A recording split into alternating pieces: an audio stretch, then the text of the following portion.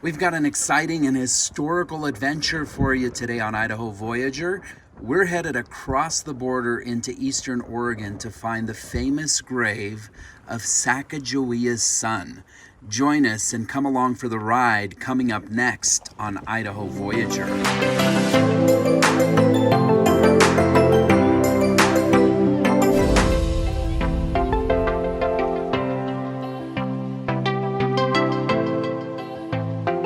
One of the many things we love about living in Idaho is the rich history from the age of exploration. If you're a fan of the channel, you've seen us follow in the footsteps of the Oregon Trail many times. And today we're going further back to the core of discovery. Lewis and Clark set out in 1805 on an epic adventure to put America on the map. And the youngest member of their expedition was only an infant, Baptiste Charbonneau, and his grave can be found 25 miles or so east of the tiny town of Jordan Valley, Oregon. Traveling along a winding dirt road, it takes a bit of an effort to get there, but the historical implications make it well worth the trip. In fact, many history buffs will tell you that Charbonneau's grave is a reverent connection to America's past.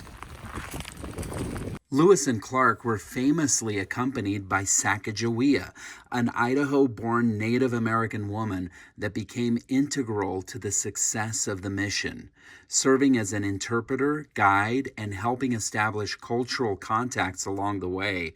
Sacagawea began her journey with Lewis and Clark while nursing an infant son named Jean-Baptiste Charbonneau. Nicknamed Pomp by members of the Corps, the infant traveled from North Dakota to the Pacific Ocean and back, carried along in the expedition's boats or upon his mother's back. His presence is often credited by historians with assuring native tribes of the expedition's peaceful intentions, as they believed that no war party would travel with a woman and child.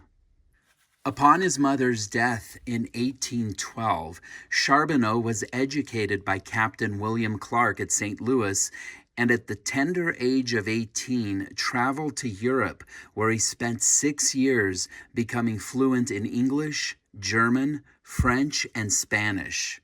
Returning to America in 1829, he ranged the far west for nearly 4 decades as mountain man, interpreter, magistrate, and 49er.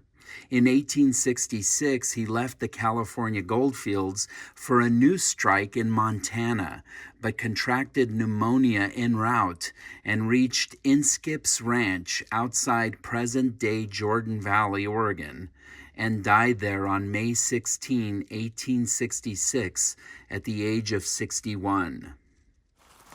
Today, his gravesite is well preserved, with thoughtful touches like a barrier fence and a large sign summarizing his fascinating life.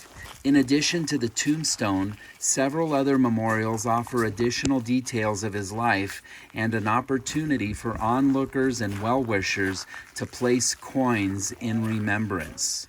Charbonneau's grave is about a 2-hour drive from Boise and well worth a day trip, as Jordan Valley and the surrounding area is really beautiful with a lot to see and do. In fact, stay tuned here on Idaho Voyager, as we'll have some more videos from our weekend in Eastern Oregon, including an incredible drive through Leslie Gulch. That's coming up, so stay tuned and make sure to like and subscribe, and we'll see you next time right here on Idaho Voyager.